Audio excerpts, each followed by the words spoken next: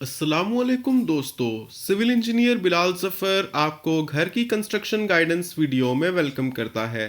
दोस्तों, कल की वीडियो में मैंने आपको ये 5 मरले के घर का ग्राउंड फ्लोर का नक्शा दिखाया था। इसमें आप कॉलम का लेआउट तो देख ही सकते हैं। लेआउट का मतलब होता है कि कॉलम कहाँ कहाँ पर होंगे या होने चाहिए, लेकिन बीम्स का कुछ पता नहीं चल रहा इसमें कि बीम्स कहाँ कहाँ होनी चाहिए। अगर तो आप लोड बेयरिंग वॉल सिस्टम बना रहे हैं तो उसमें तो लोग अक्सर बीम्स देते ही नहीं हैं लिंटल बीम्स के अलावा। लेकिन अगर आप आरसीसी फ्रेम्ड स्ट्रक्चर के लिए इसी नक्शे को यूज़ करना चाहते हैं तो बीम्स तो आपको देनी पड़ेंगी। अब कहाँ कहाँ बीम्स दें वो आपको इस वीडियो में पता चलने वाला है। ये भी बता दूं कि अगर आप लोड बेयरिंग वॉल सिस्टम भी बना रहे हैं तब भी आप ये सारी बीम्स दे सकते हैं। तो लोग घर बना लेते हैं, उनको यही नहीं पता होता कि कहाँ कहाँ बीम्स होनी चाहिए। तो ये जान लेना घर बनाने से पहले बहुत जरूरी है। ये वीडियो बहुत खास है क्योंकि इसका मकसद सिर्फ यही नहीं है कि मैं आपको बता दूं कि इस 5 मरले के घर में बीम्स कहाँ कहाँ डलेंगी। इसका असल मकसद ये है कि आपके पास कोई भी नक्शा है, चाहे 6 मरले के घर का नक्शा है, 10 मरले कनाल कोई भी है, ये वीडियो देखने के बाद आप में इतनी समझ आ जाए कि आप खुद से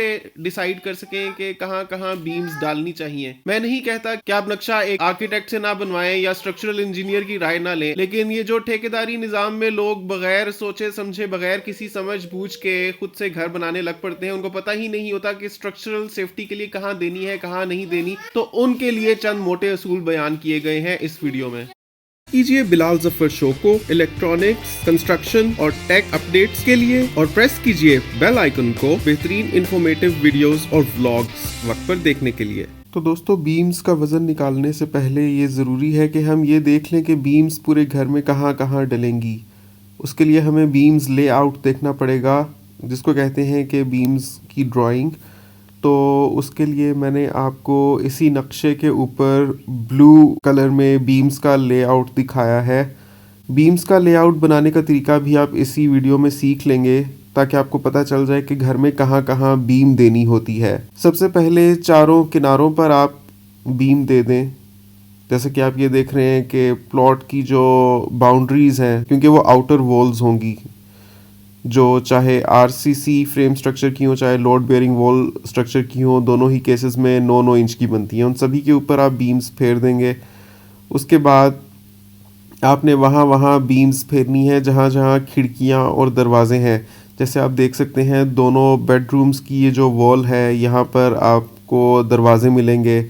तो करने को तो आप ये कर सकते हैं कि दरवाजे जहाँ तक ख़त्म होते हैं उधर से 7 इंच आगे के बाद ख़त्म कर दें बीम को, और इस तरफ से भी ऐसे कर दें, लेकिन फिर वो लिंटल बीम्स बन जाएंगी। मैं आपको टाई बीम्स का बता रहा हूँ। आप लिंटल बीम्स भी रख सकते हैं, लेकिन टाई बीम्स ज़्यादा मजबूत होती हैं। आरसीसी फ्रेम्ड स्ट्रक्चर में तो रखते ही पूरी पूरी बीम्स है, उसमें तो टाई बीम्स ही होती हैं, क्योंकि छत से बीम्स में और बीम्स से कॉलम्स में लोड ट्रांसफ़र होता है। लेकिन लोड बेयरिंग वॉल सिस्टम में लोग अमूमन लिंटल बीम देते हैं, जो दरवाजे से 7 इंच आगे के बाद ख़त्म हो जाती है। तो उधर भी आप लिंटल बीम की बजाय टाई बीम दें तो ज़्यादा अच्छा रहेगा।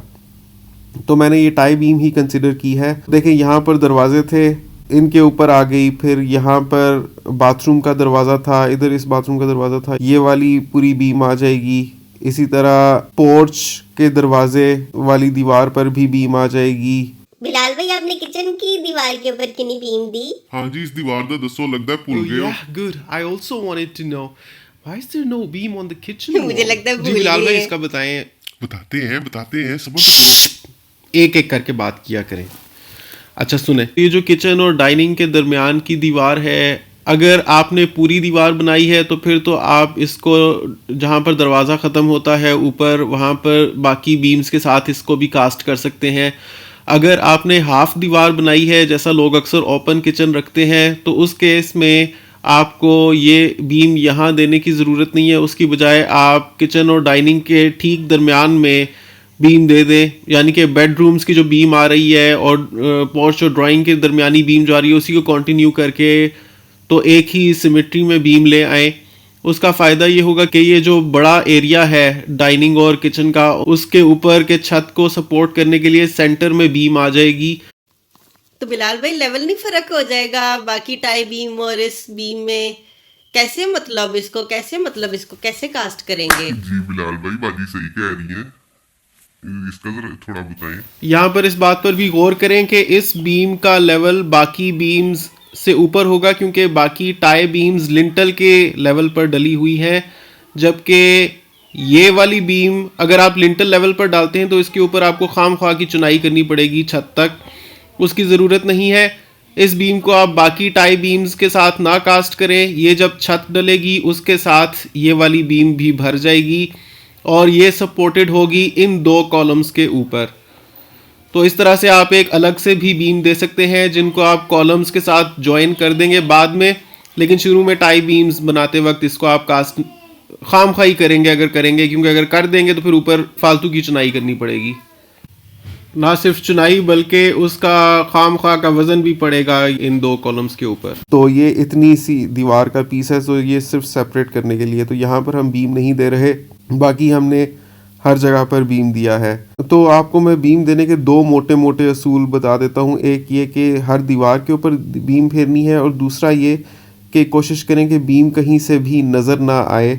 जैसे किसी ख़ास तौर पे बेडरूम में कहीं पे बीम नज़र नहीं आनी चाहिए। यहाँ पर आप देख सकते हैं कि सारी बीम्स बेडरूम्स के दीवारों के ऊपर आ रही हैं।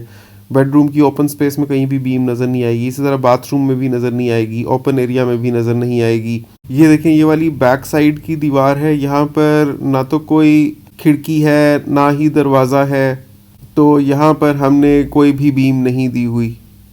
Brother, you said we have to give a beam on all four boundaries, which I don't see any beam on the front elevation. Why is that so?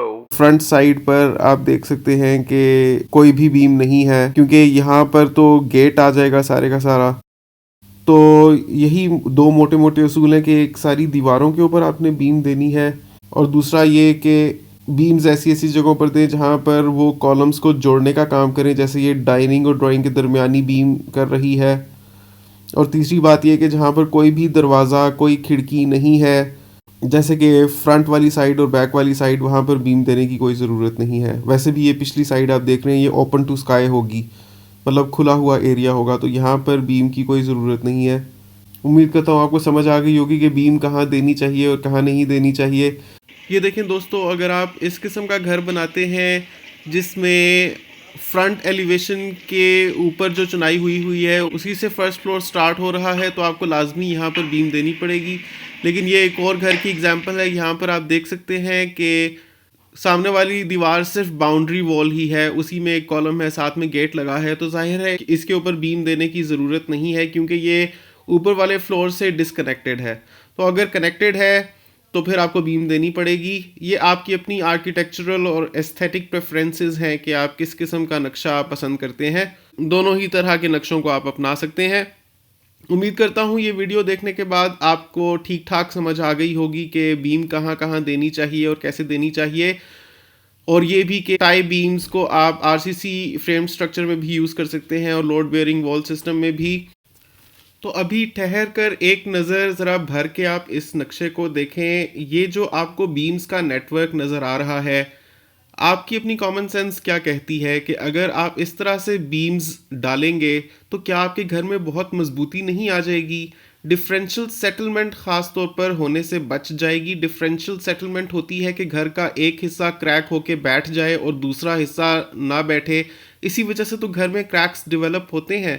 तो अगर आप इस तरह से बीम्स का एक स्ट्रॉन्ग नेटवर्क प्रोवाइड कर देंगे लिंटल लेवल पर भी, और उसके अलावा टाई बीम्स भी इसी तरह से आप दे देंगे, तो सवाल ही पैदा नहीं होता कि आपके घर में क्रैक्स आ जाएं।